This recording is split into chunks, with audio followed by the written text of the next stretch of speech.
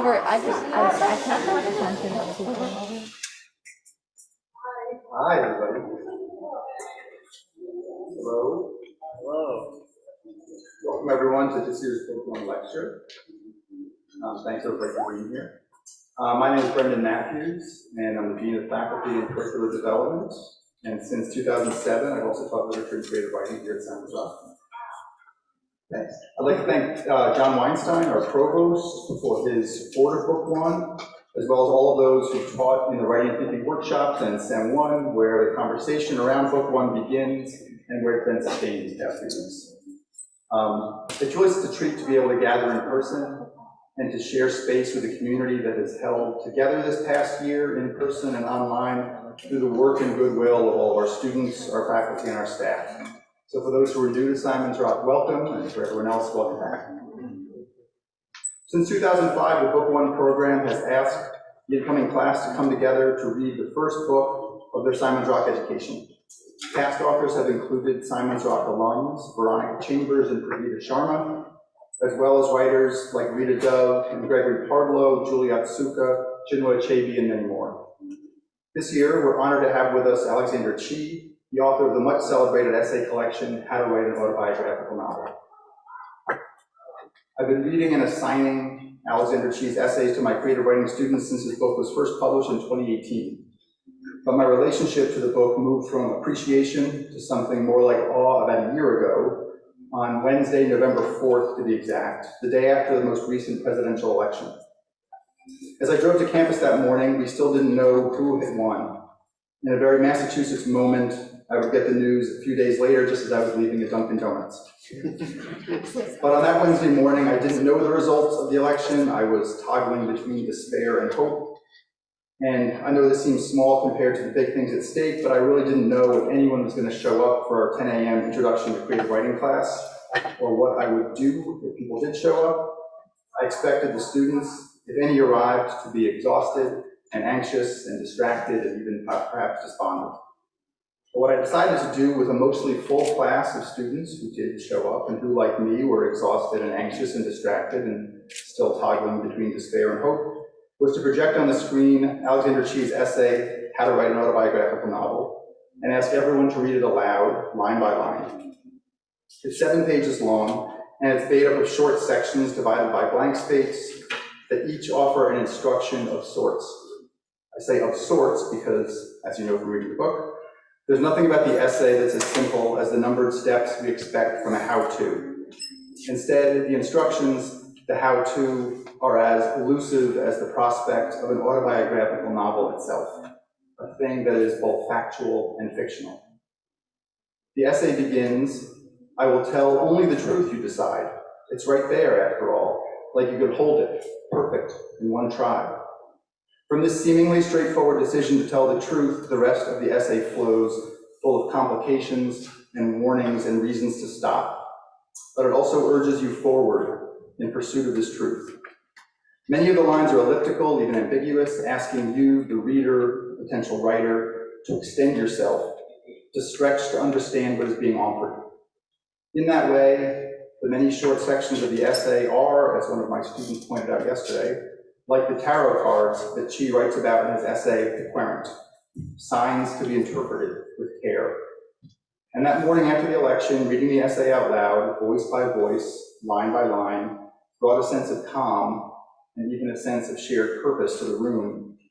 We were here to write, Chee reminded us, and writing was not an escape from the world. In the essay, Alexander Chee challenged us to think about just how difficult it could be to tell the truth, but also how necessary, if we were serious about the work ahead, about writing ourselves and our stories into the narratives unfolding around us. In a strange sort of coincidence, in the very next essay in his book, an essay titled On Becoming an American Writer, Chee begins in the morning after the 2016 election, when he is faced with teaching his own workshop, a room he describes as very quiet and tense, as if they were trying to find a way to tell me one of them had died. One of the students even asks of writing, what's the point? Here, Chee begins to form an answer. To write is to sell a ticket to escape, not from the truth, but into it. Later he writes, I needed to teach writing students to hold on to themselves, to what matters to them, to the present, the past, the future, and to the country, and to do so with what they write. I hope that all of you who have spent some part of the summer in your first weeks at Simon's Rock reading and writing and thinking about Alexander Chee's work have found an essay or a passage or a line that has given you a chance to reflect about why you're here, or who you are, or who you want to become. And I hope that in the months and years ahead, these words can serve as a touchstone for you, something you return to read and think, and maybe even write about. Something that helps you get closer to whatever truths sit right there in front of you, waiting for you to do the work, to see them more clearly, and even to escape into them. Until then, I'm so pleased tonight to introduce Alexander Chee, who in addition to being the author of our book one, is the author of the best-selling novels Edinburgh and The Queen of the Night. His work has earned him a Whiting Award, NEA Fellowship, MCCA Fellowship, the Randy Schiltz Prize in Gay Nonfiction, the Paul Engel Prize, and the Lambda Editor's Choice Prize.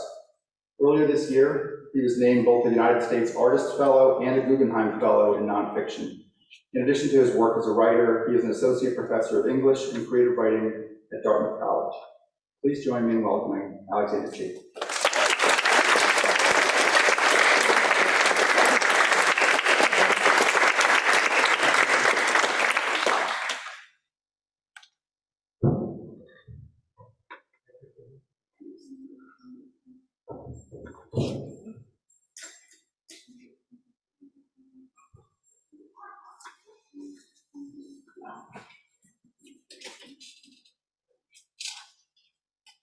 Hello, and thank you so much for the honor of being the author of your first book this year.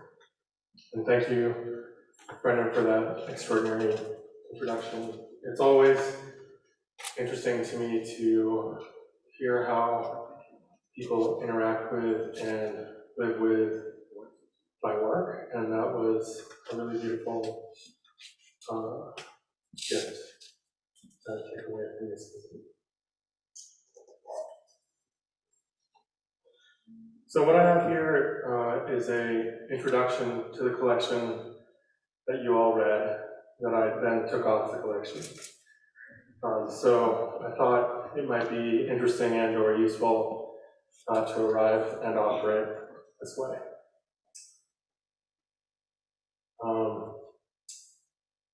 And then there's a few, in the end, there's a few, this is something that I've added on, a few writing prompts that I use to write a few of the essays in the collection for those who are interested.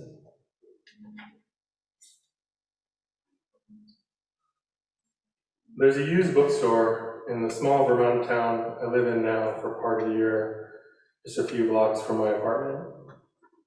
On my first visit there, I found the Salon Authors Encyclopedia, one of my earliest publications as a critic. I wrote the entries for Gloria Naylor and Guy Davenport. As I walked through the store, I noticed on the shelf several books I'd sold or lost along the way in this life. Books I missed and wanted back again. It felt a little as if they had somehow followed me here to where I had room for them again in my office.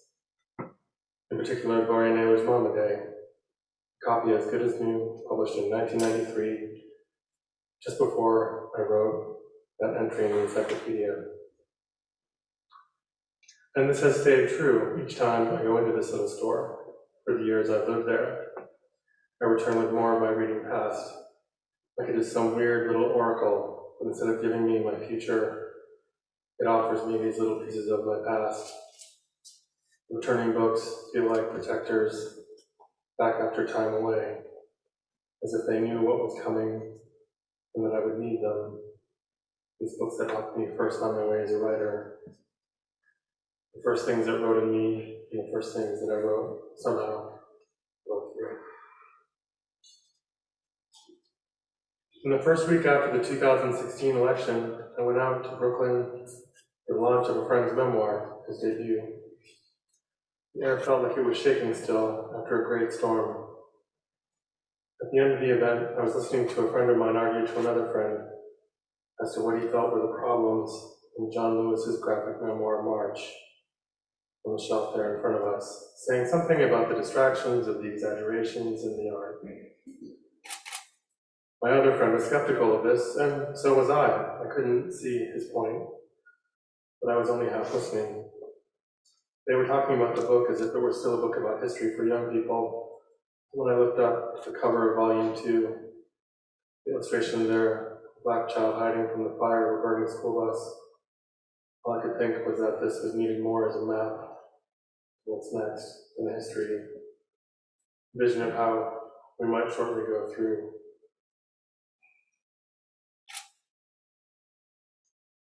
Unless we fight with everything we have, and even then, that might not be enough. The friend debuting that night was Jason Diamond, and he made a proclamation that evening to the crowd as he began. "This is the America I love," he said to us. The one with the scientists, the Jews, the Muslims, the immigrants, the queers, the black people. "If this isn't the real America," he said, "I don't want it." He laughed in the gloom. Everything looks different to me, I understand, as I look around the store at the writers around me. There's a different context to these books, to us, to our work. The country we thought we were going to be living in is gone. I'm trying to take in the implications, trying to make sense of it. 8 months later in Italy, as I prepare this manuscript for publication, the poet tells me how she spent the better part of the year revising her poems. They didn't make any sense after the election, she said. I almost withdrew the book. She was not particularly a political poet. We don't live in the country we imagined was next, and now we don't know the one coming up. We're now in the year we sometimes couldn't imagine, the first year after his presidency. 1 year in the Trump administration, I had my writing students do an exercise that I'd never had them do before. I had them write summaries of the political lives of their characters in their current work in progress. Sample questions I had them ask about their characters. Do they vote? If so, why? If not, why? What is the belief they hold they believe is most radical? What is the belief they hold that they believe is most conventional? What are ways their politics can be shown to a reader without them saying anything? And then for their homework, I asked, what is a crisis that could make all of their beliefs about themselves go into turmoil? And then I sent them to go make it all up. For the students who won't ever become fiction writers, my hope is that it teaches them how much their beliefs change their lives, whether they know it or not. For those who will, I want it to be normal for them to learn to write about the political lives of their characters. My generation of American writers was often taught that politics was not appropriate for fiction. Fiction wasn't to be a place for that, as if it were rude to bring it up at all. And I think we have paid a terrible price for that. What I've learned since my own student days is that denying the political lives of your characters is a political act. It was almost like we were being trained to deny ourselves, and in turn, to produce fiction that did that also. At the entrance to the Uffizi Palace in Florence, there is a bust of Cosimo Medici, the first Medici. You look like him, my husband Dustin noted, with a smile as we passed by on our first visit there. I studied his face and was surprised to find I agreed. I did. It was not a bad likeness. And so as I entered and walked around, looking at his art, his legacy, and in particular, frescoes covering the galleries and ceilings, I had a little fantasy of what it would be like if I commissioned these kinds of works myself. I grew up mostly in the suburbs of southern Maine, yet I have always wanted a palace, complete with grounds and fountains, statues, vast staircases, vistas designed to provide views, gardens organized by season. Perhaps it is an old memory of when I lived in Seoul as a child, in a house overlooking the Chanyeokgon Palace, in Hwad, the secret garden.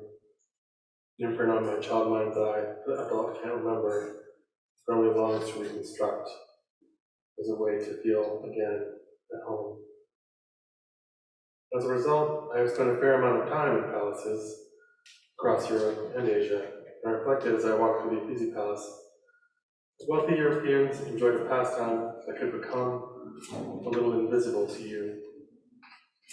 They would commission paintings of themselves painted into legends, a sort of costume party for the ages. I'd never given the Medicis much thought until that first summer in Florence. This time, given my newfound likeness to Cosimo, I asked myself the question, what mythological scene did I love so much that I would choose it for a series of paintings that inserted me into it, in which I would then live with for as long as I owned that house. These aristocrats and wealthy moguls were writing themselves into the lives of their country, and they did this, insisting on how much they belonged at the center of their nation's life. So, for example, I knew which god, at least, I would choose for my own portrait. Neptune, also known as Poseidon, the god of the sea, pictured always as a bearded man, like myself. He has always exerted a fascination for me since before I ever grew a beard. Swimming for most of my life has made me feel more powerful, capable in ways I never was on land. Ever since I was young, I've wanted to walk into the ocean and never return. Not a death wish, but a wish for the ability to breathe underwater. Swim away from land and never return, and belong in the ocean forever.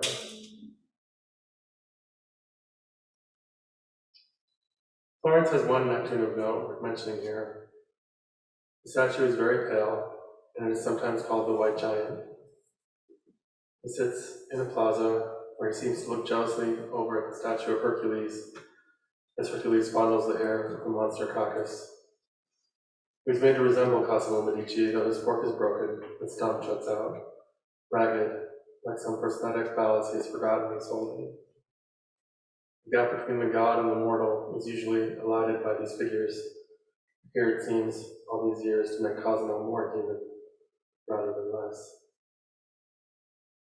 Insisting on inserting yourself into a myth and changing yourself to fit into one is fascinating to me because it seems both like and unlike the act of writing a fiction, as well as both like and unlike the act of writing an essay. So more so as I think of it. A private story of the self, dressed in the clothes of myth, made public only after one's death, when tickets are sold, as if at a show, but only if one's house and one's reputation survive, either through fame or infamy, such an audience will ever come to see it. One way I am trying to think of it, the novel as the mortal and drag as the gods, the essay as stealing from them. Really, if I'm describing right from my experience of writing fiction alone, it is like making a suit out of the self and turning around to find someone else is wearing it, who then tells you a story you write down. For the rest of the month in Florence, as I walked through the square and passed my eyes over the White Giant, I knew this aesthetic act very well. I performed it several times already in my novels. The Boxman's Suitability in Japan, The Story of the Magic Flute, and in my essays, with that myth being Story America. It's a deeply American thing to do, to write your way into the country's life. One way we know that our book still matters is that the people who might never otherwise write them hire ghostwriters to act as if they do.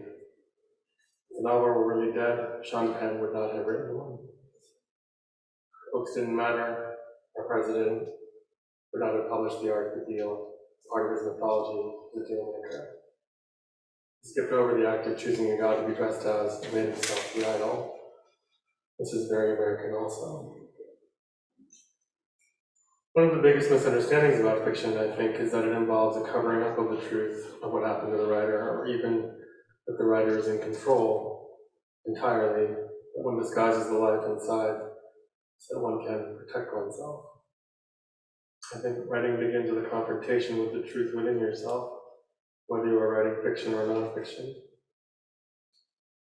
A fiction is made to the shape of an idea, an essay is also, but the way they get to their results is different. One keen distinction is that for all that fiction writing is an intellectual act, There remains a strangely mystical part of it. I'm thinking of when an editor who was interested in the paperback rights for my first novel asked me when I knew the novel was over. When the character stopped speaking to me, I said, which seemed like the obvious thing to say until I saw her expression and my cover editor staring at me. Crazy authors, my editor said then, smiling at the paperback editor as he slapped me on the back.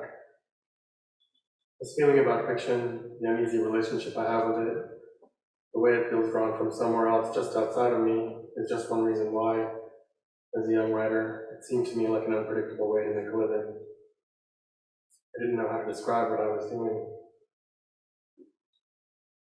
A recent contemporary shift did occur in the way novels are written, and memoirs also. And Edmund White describes it quite succinctly in his own memoir, Inside a Pearl, when he speaks of his first novel. To be sure, A Boy's Own Story was presented to the world as a novel rather than as a memoir, but not out of a sense of discretion or modesty. It was just that back then, only people who were already famous wrote their memoirs. So Victor of Iwo Jima had the right to sign a memoir, but not a battered housewife. The man who'd invented the rubber band could give us his success story, but not a child who'd been locked in the basement for a decade. All this would change by the end of the 1980s when suddenly youngsters would ask me with a hint of superiority why I hadn't dared call my book an autobiography. The idea that an ordinary person had a right to describe their lives is a recent phenomenon. It's full of problems, the problems all of us who are not public people have. This was something we saw reappear in a different way during the birth of blogging, when bloggers began having the problems of any overeager memoirist. Living people didn't like to be written about without consultation. Your employer didn't want to be described, and neither, for that matter, did your lover or your family. A few years later, after I left graduate school, I wrote what I thought was a complimentary description of a friend. For example, in a column I published, didn't use your full name, just your first name, and she didn't speak to me for over a decade after that. Even now, almost 20 years later, our friendship is only a little passionate.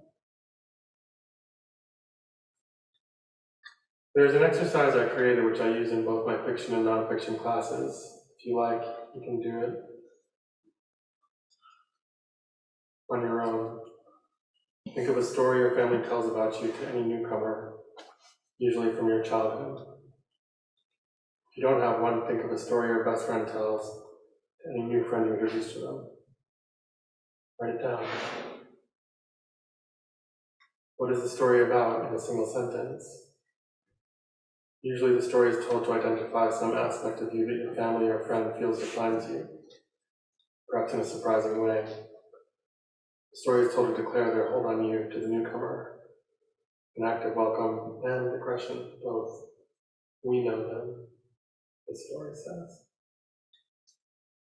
One story my mother loves to tell about me. I am 2 years old, living in Korea, and my father's family's home there. My mother loves my knack for imitations. This is why she tells it, but the story is about entering into a conflict you don't understand through imitation. In the story, I hide behind the furniture of my grandparents' living room and imitate the voices of the people who walk in. And when my grandmother and my aunt enter having a fight, and I begin imitating them, my grandmother begins laughing, and my aunt is furious. My aunt might still be mad at me. For the fiction students, I ask them to use it as a way of thinking about a character or a story. Can they repopulate the same scene with different characters, or move it in space or time? This story of mine I use, for example, as a way to understand my main character in my second novel, The Queen of the Night. For the nonfiction students, I ask them, can you use the story in any way as illustrative of the way you think about yourself? Usually for the subject of the story, it is an uncomfortable topic. There's an old Italian proverb I can barely remember about how there's an idea of yourself that fits like an old shoe and one that fits like a new shoe. The story is like the fit of both shoes, in a sense. And the essay would be about that sense of it.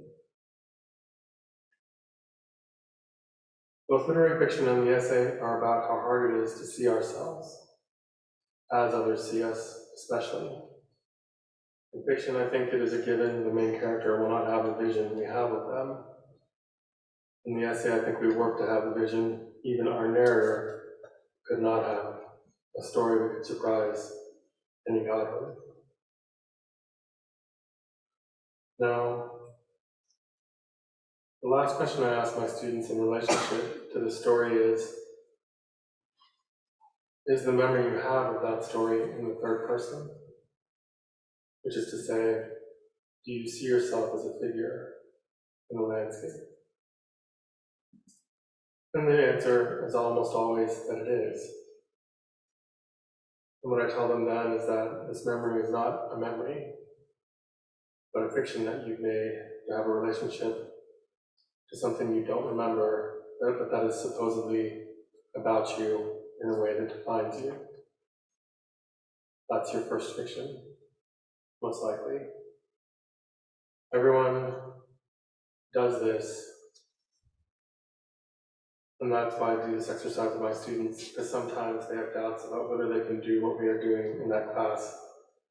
They doubt that they can make something up. What I try to explain is that everyone makes up stories about themselves and others. Writers just take it a lot farther.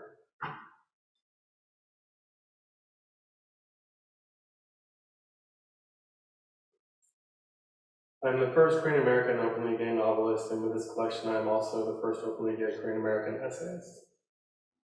I've had to proceed without direct role models my whole life. Imagine myself in the place I am in now.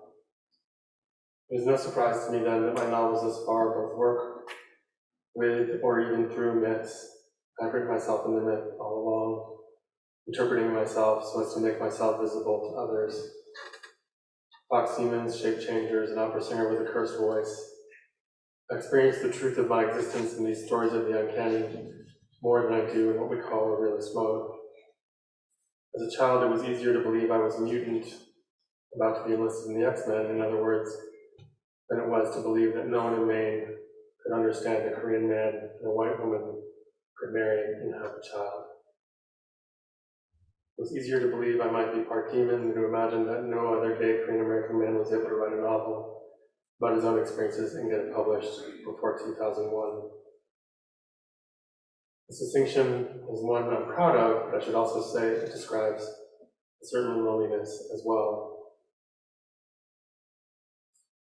Growing up, I was at least a curiosity to almost everyone I met. Left alone with my parents' friends, the question that always came was, how did your parents meet? And as the story was a good story and I knew it, I told it again and again, naively proud of everyone's responses, and it took me years to realize that almost no one has asked this question. The question is really a way of understanding how something has gone wrong. I knew always that my answer to these questions had to be stories, entertaining ones, and that the listener wanted endings with reassurances.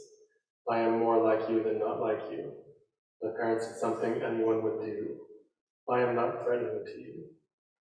Me the whole time like a suburban Scheherazade, spending away my whole life. The questioner was almost always white, but sometimes Asian. I was a rupture between two cultures, not where the culture broke, but where some other culture, something I would become the sign of, was emerging. By that point in my life, observations sometimes were offered instead of questions. Someday everyone will look like you, was one of the most common that people would offer. They always meant to offer it as a reassurance, but all told me that I did not belong to the time we were in now. I had the feeling of flickering in and out of their vision, an unstable image, an interrupted signal, creature of science fiction lost in time and belonging to a country that might never appear. I associated autobiographical writing with this kind of effort then for a long time. The story of the self told to make people at ease with me, and my contempt for reassurances as a result was one of the first things I had to overcome once I finally decided to write.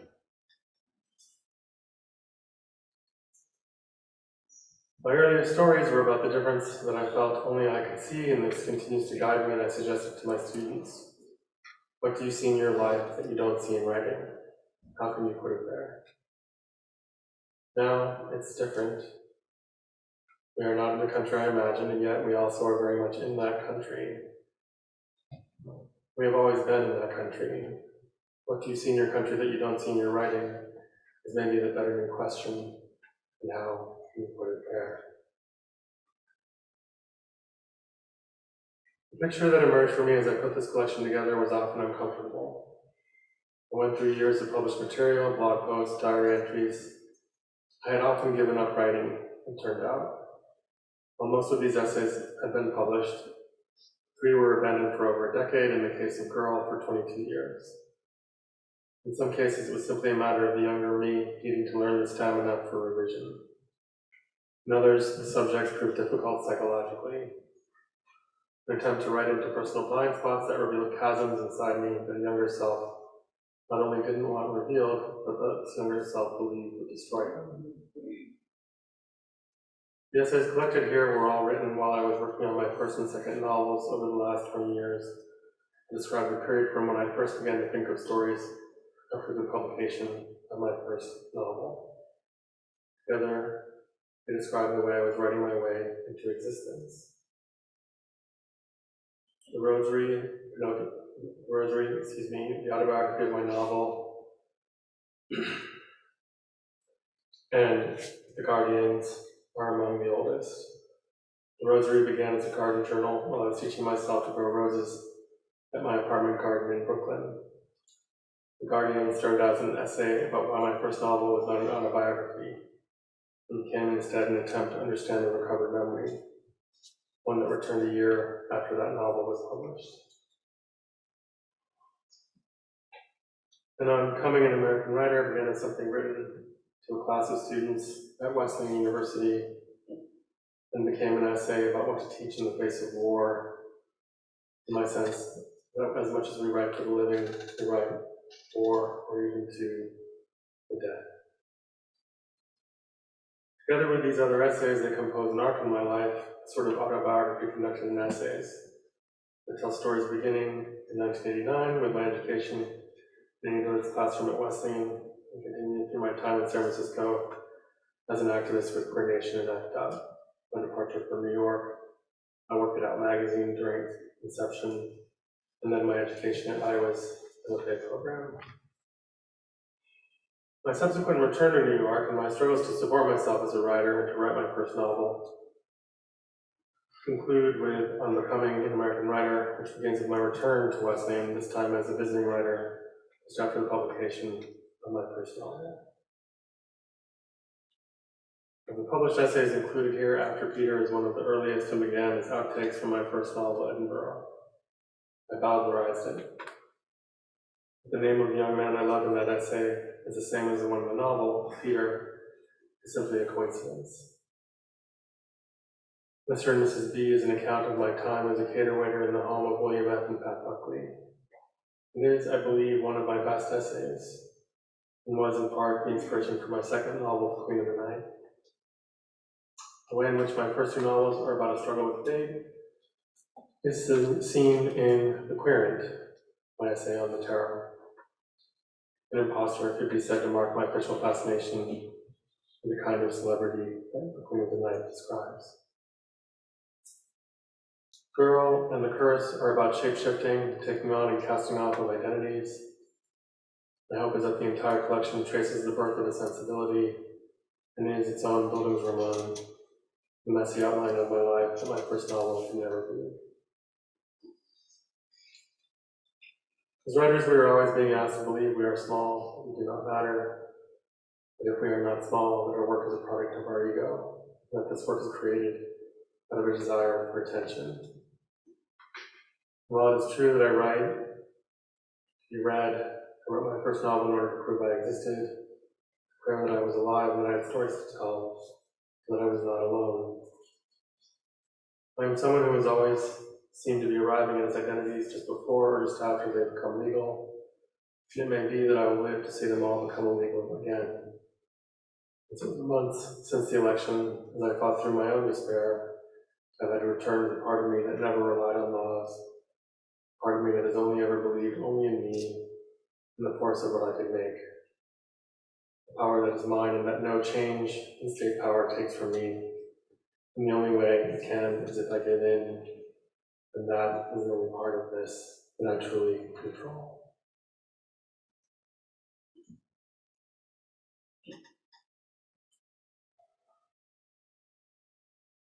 The essay is a literary form we now know began in several ways, as letters, as experiments in style, as a writer, a way for the writer to understand what the writer was thinking about, no matter how small or seemingly unimportant. It has been a vital part of American public life since before the settling of the land, and over the years it has been a literary form we return to in order to both express as writers and experience as readers a diverse and imaginative sense of our country's past, present, and future. Our politics, our aesthetics, our sciences, our histories. In the sense that we are in a new era for the essay, I thought I would offer a few of the prompts that I used to write some of the essays in this collection.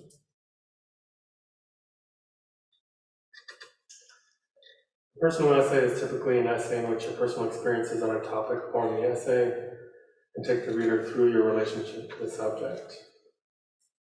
In the query, an essay I wrote on how I learned to read tarot cards, I begin the essay with who I was before I even learned to read the tarot in order to fully contextualize my need to read the cards, my interest in, quote, knowing the future, and where that led me.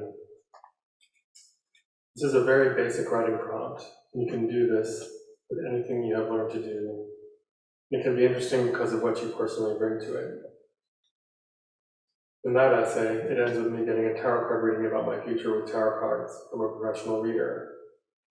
An ending of this kind, in which the writer projects into the possible future, is known as a prolepsis. This is a literary term for projecting into the future or revealing aspects of the future to the reader in order to create dramatic tension. After Peter is a reported biographical essay and memoir both. In a typical biographical essay, you would write a short biography of your subject, and it would not usually include you. Biographical memoir, then, is a way to write about someone you knew. You do research on them as well. This essay was a result of a writing prompt given for an anthology edited by Evan White, something any of you could try on your own if you like, which is to write about an artist you know, guided aids, to consider, if you can, the cultural impact of that loss. He asked us to consider someone we knew personally, but allowed writers to write about people they did not know at all. I wrote about someone I knew personally, but also did not know well, and so I reported that essay, by which I mean I conducted interviews, newspaper articles, and contacted historians as part of writing the essay. Autobiography of my novel is more of a reported memoir. An ordinary memoir would be something you wrote based on your memories, easy enough to do, but I increasingly find this a flawed approach. A fact check of a memoir is a basic necessity. I decided instead, as I began writing about the writing of my first novel, to treat myself like I would a biographical subject. I went through my journals, my drafts, and emails. I interviewed people involved in the process.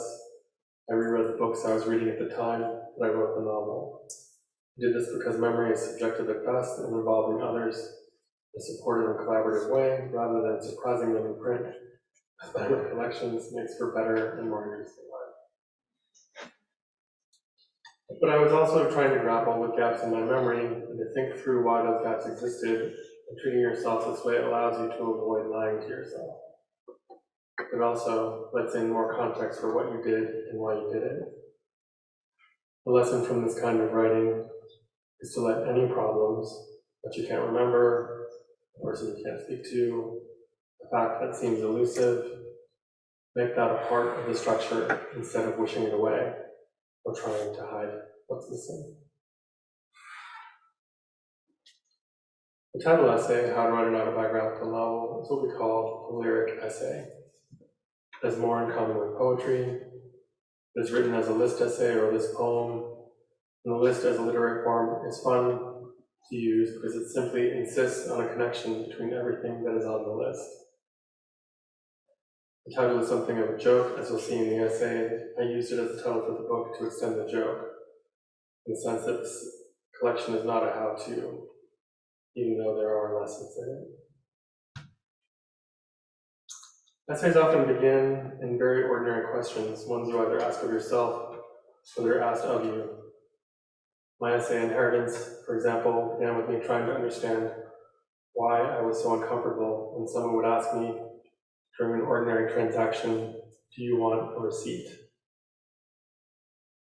The autobiography of my novel began with someone asking me, why is this a novel and not a memoir? For those of you who might feel you have nothing to write about, think about what questions you might have for yourself or that others have asked of you that you found strangely hard to answer in person at the time. And then begin there and go as deep as you dare. Thank you very much.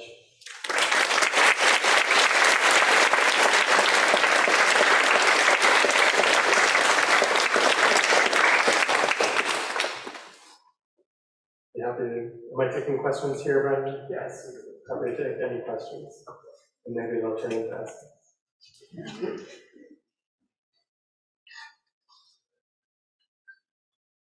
Yes.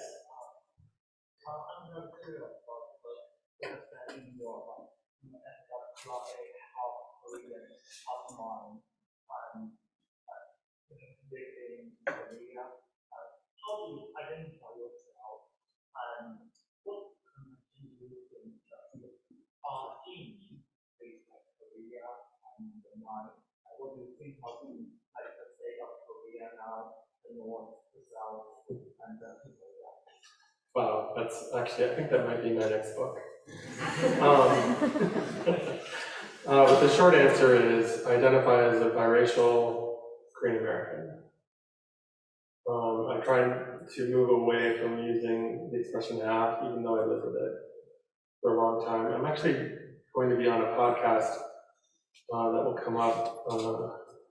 It's called Feeling Asian, and it's a podcast done by the comedian Youngmi Mayer and her friend, also comedian Brian Park. We will talk about serious things, including biracial Asian American identity. As Youngmi is also biracial Korean. So it's about trying to decolonize the idea of being biracial, I guess, is what we were going to be trying to puzzle through. So I might have a completely different answer to this question next week, because we're going to take it on Saturday, I think. I'm not, my experience is different from many other biracial Korean Americans that I know, in the sense that my father came here to the US and was a Korean American who immigrated and met my mother in Los Angeles. And I say different because the very common experience, right, that we know is of white GIs who were stationed in Korea and met Korean women, and that is a more common American experience of that story. And I know this because whenever I've told the story of how my parents meet, people will say, "Oh, that's unusual, isn't it?" And I didn't think it was until they started saying that.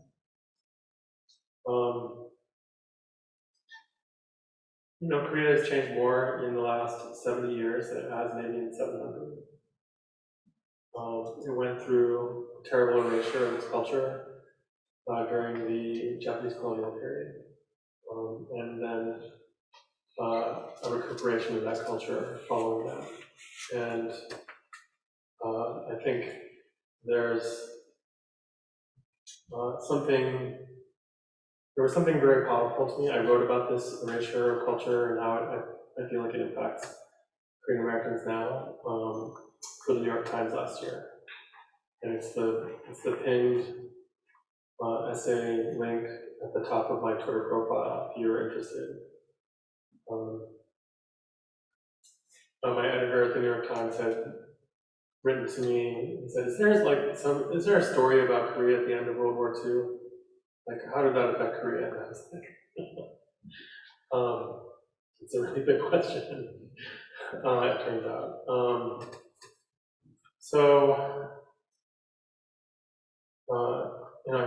I think of Korea as a country that is still trying to be a country that has never been.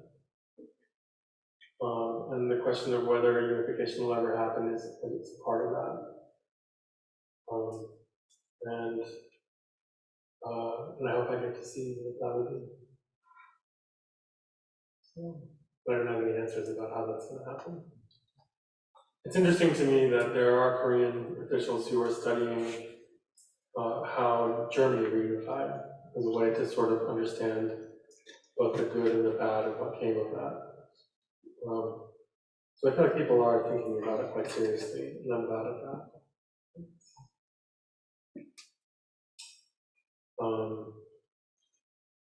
Yes, back.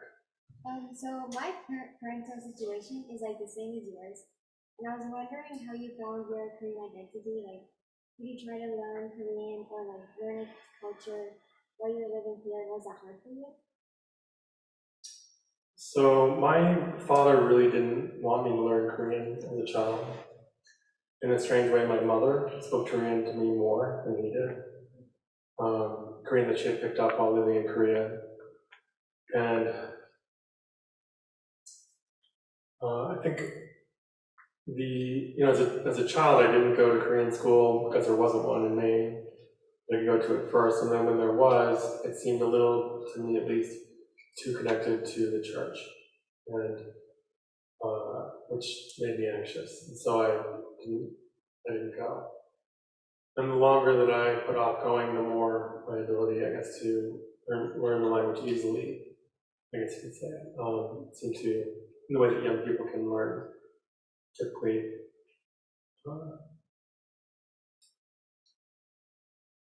But something that I learned also is that, we tend to, because we aren't taught Korean history in school, our families tend to be the first experience we have of that history, and we tend to treat that as a kind of uncomplicated truth, and actually it is a very complicated truth. And so learning to then read widely into the subject was the next part of the adventure, which felt almost like betraying my family in a sense, to learn from other people besides them, to learn things that they either didn't tell me or didn't want to tell me. I read a really powerful book about the Japanese colonial period, which for those who don't know this history is like 1910 roughly to 1940, the end of World War II.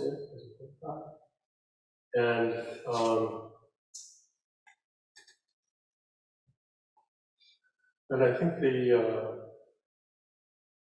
it's called Under the Black Umbrella. And it's a collection of interviews that were conducted with elders in the San Francisco area, Korean elders who had lived through this and then moved to the US. And what I saw, the stories are really poignant, but there's another larger story and a larger sort of message to me, which was to try to engage more with that older generation before they die, and to get their stories if you can, because in many cases they are afraid or ashamed of talking about what they went through. Many of them are still deeply traumatized by those experiences, and there's so much healing and connection that happens after a long silence when you're able to make space for those conversations. So I would urge you, if you can, to try to do that. But it's hard. I think something that I found very fascinating in my research was that there were so many Koreans who did not know Korean at the end of the Japanese occupation. And so the ones that did know Korean succeeded much more quickly in the period after the end of colonization than the ones who did not. And And so for someone like myself who didn't know Korean, I suddenly felt more Korean somehow to read about those experiences and to think about how the educations that these people then had came back to me decades later. So anyway, I wish you luck with your own cultural investigations. Right in front here, and then on the, I'm headed this way. Yes.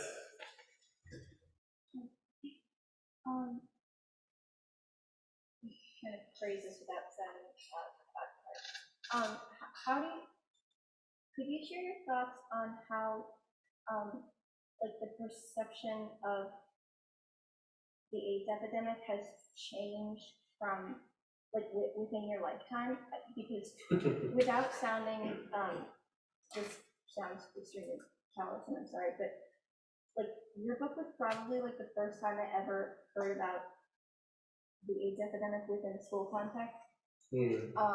Wow.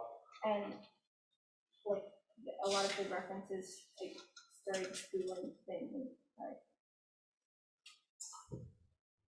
Yeah, I mean, I don't think you should apologize for what no one taught you, first of all, but I think, you know, if you want to, I also wrote about this for the New York Times last year as well, and if you Google my name and AIDS and COVID, you'll see the essay, which is about the parallels between the AIDS epidemic and the COVID epidemic.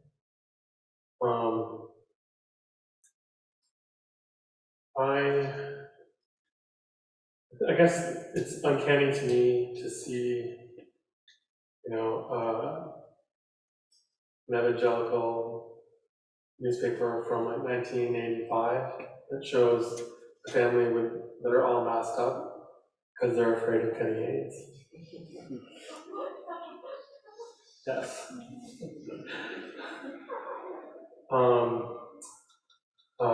COVID is contagious in the way that evangelicals feared AIDS was contagious in the 80s and 90s. And so I don't understand what's happening at all. It's like some kind of weird, like I'm in one of those Marvel what ifs. You know. I think, you know, there's a very interesting conversation happening around the writer Andrew Sullivan right now. His new book of essays has just appeared. He is someone who declared that the AIDS epidemic was over in 1996. A very influential white gay writer, conservative, who wrote that, who was also HIV positive at the time. It was because of the appearance of what became known colloquially as the AIDS cocktail, which was the AIDS drugs, a group of them together, antivirals that would collectively work to ameliorate and help people survive disease as long as they have. It's been a very effective treatment at that sense, even though it has never offered a complete cure.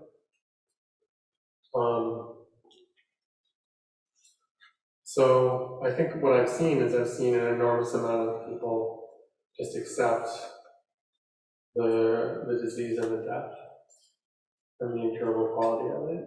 I think something that is interesting to me now is that the mRNA vaccine technology is now they're now looking into using it to create an AIDS vaccine. That would be an mRNA vaccine. And they're pretty hopeful about it, so we'll see. When I first arrived at Dartmouth in 2016 in the new faculty dinner, a young woman, a Chinese immigrant scientist, stood up to introduce herself to the group and confidently said that she was going to cure AIDS. So I'm ready for her to win. Yes.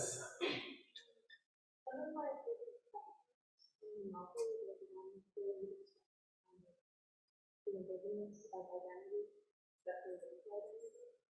And so I was curious how you feel how you define and express your racial identity, how that has changed over the years, especially how you live in that kind of talking about it, you know, advertising racial ambiguity. Yeah, I mean, I think this will be interesting to talk about this weekend on the podcast, because I can remember, unspecified ethnic was a category of model that I learned about in the 1980s, and so I would jokingly use the expression with my friends. And when a bunch of us who were mixed would get together, we'd like break out from time to time. I think it's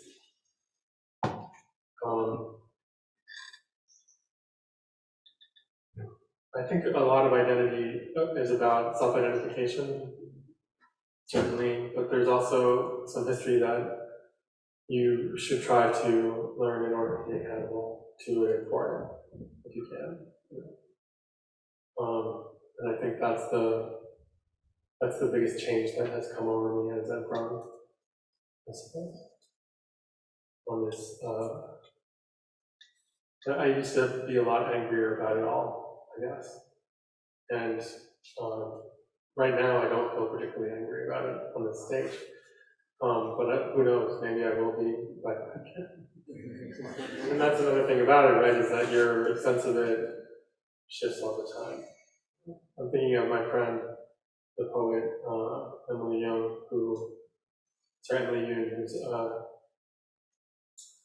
she's a Korean immigrant, and she lives in Hawaii now.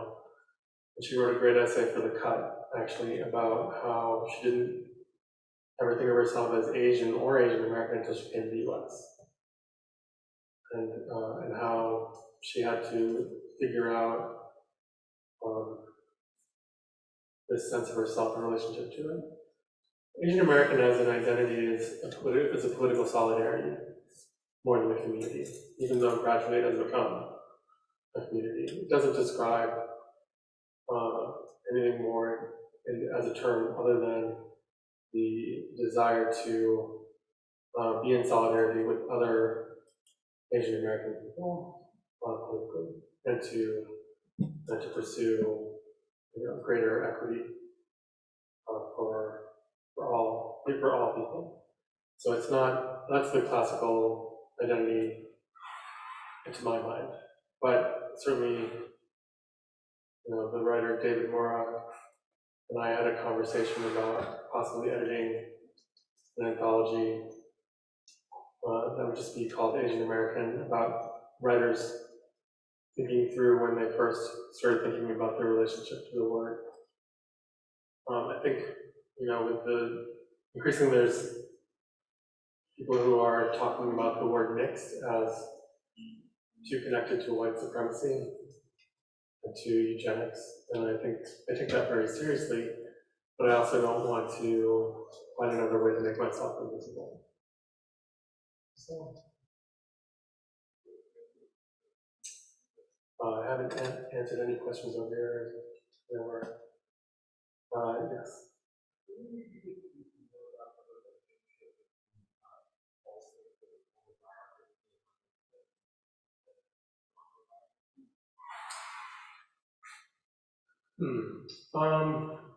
Toni Morrison wrote a fantastic essay called The Side of Memory, SITE, not SIGHC,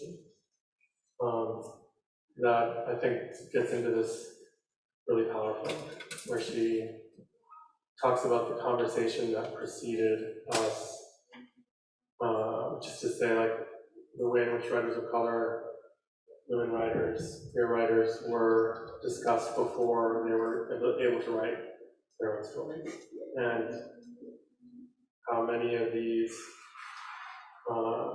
she became a scholar of slave narratives that were popular bestsellers at their time, but were written to try to encourage Americans to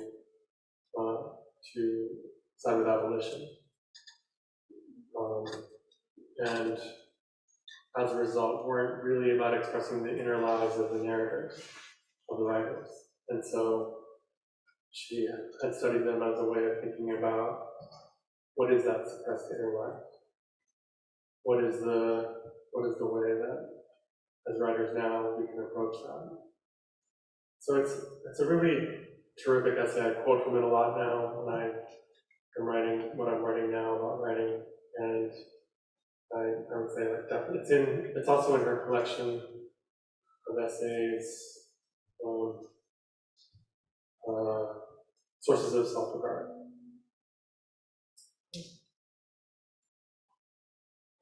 I don't know if that's helpful, but I hope so. I guess I think that what I'm trying to say is that for many of us, like I was talking a little bit about how autobiography functioned as a way for the fans to tell their stories, and then it became a way for people to sort of plead for their rights, and which is a horrible thing to have to do for anyone. And I think in some ways we are all recuperating that history whenever we sit down to describe the circumstances of our lives, whether we know about that history or not, it's there. Does that make sense?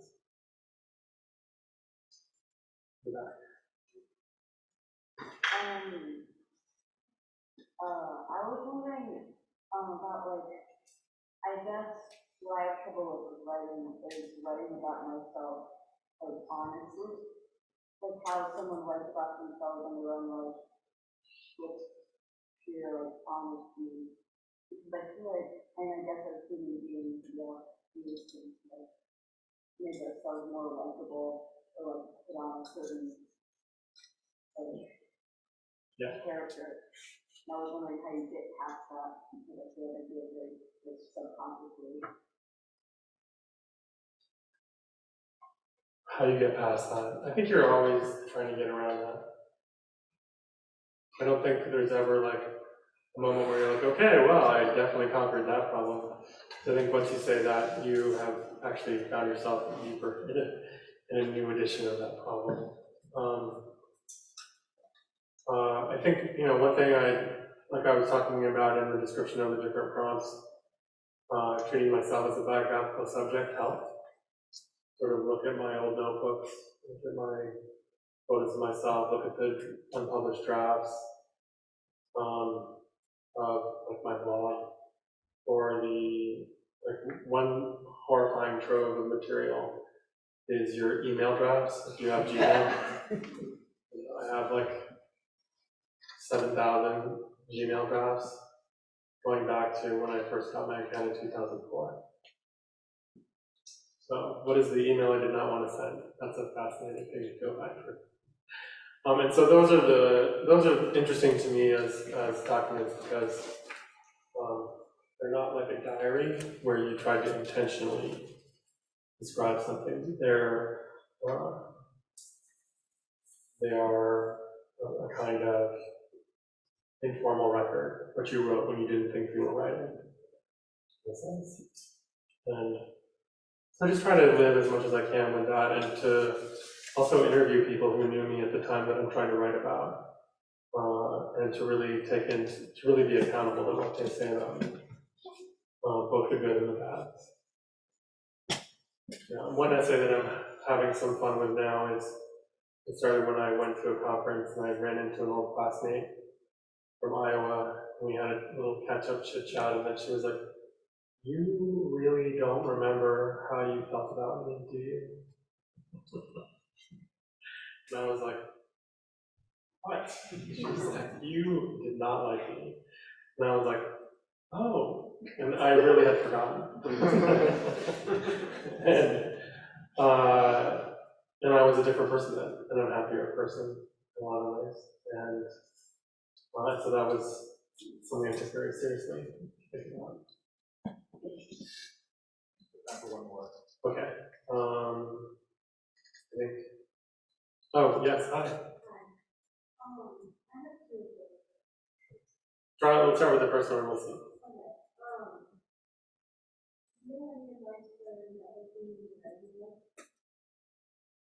I just, I think networking always makes it sound like it's something, like a whole different thing you have to learn. And I think really it's just so much about learning how to create professional friendships, and to have good boundaries with those. But I think, going to writing classes, going to reading series, joining literary organizations, being a literary citizen, I think is a place where it begins. The expression goes where some of the best friends I have, I met doing this kind of live reading from Moby Dick, for example.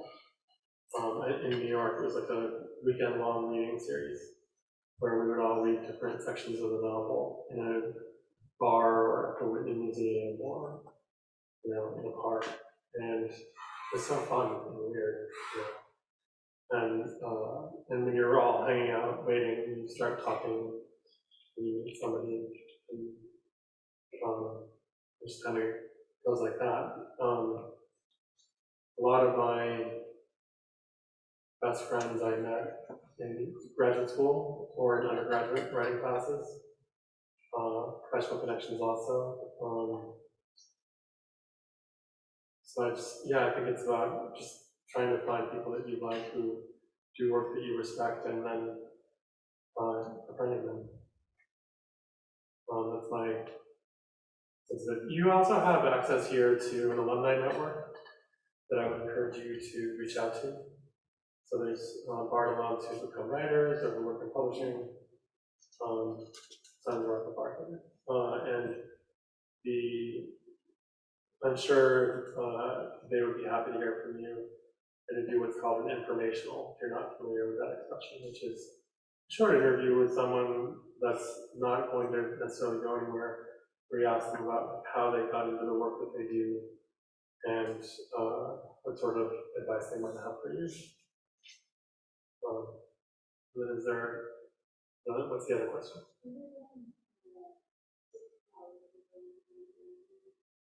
Just try it.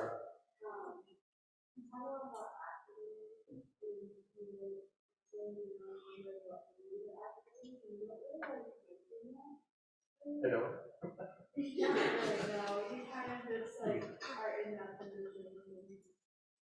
That's interesting. I was raised by activists, basically. My mom, specifically around reproductive freedom. But she also she put me to work on the first bottle bill, returnable bottle bill, where she would have me go into the parking lot with bumper stickers, supporting the bottle bill, and just tell me to put them on cars. And I was like, well, what if they don't want it? She's like, well, then they'll raise it with them.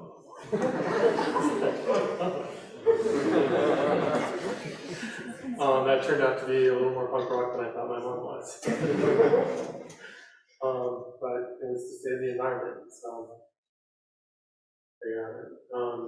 it's my mom had been involved in everything from like women's rights and civil rights to virtual bottle bill to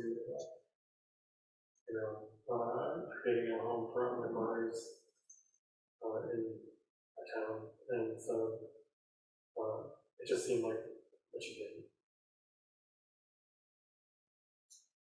Which is how I think we should all think of it. All right, thank you very much for coming.